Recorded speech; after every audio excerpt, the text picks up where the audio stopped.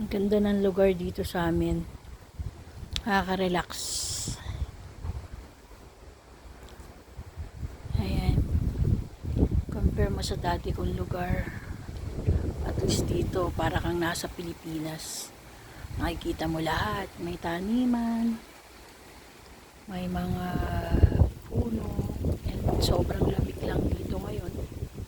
Kanya nakaka-relax po. Naalala ko tuloy yung mga panahon na tatanim kami ni Lola. Ni Lolo Mio. Yung aking lola. Sobrang sipag nilang magtanim. Ayan. Ayan, dito lang po kami umiikot-ikot ng pasyente. Yung aking inaalagaan dito sa Taiwan. And gusto kong ayan siya.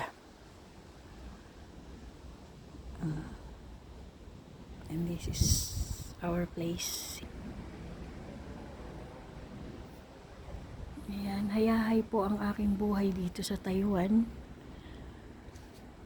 Ayan, para lang bakasyonista. Unlike before na sobrang stress.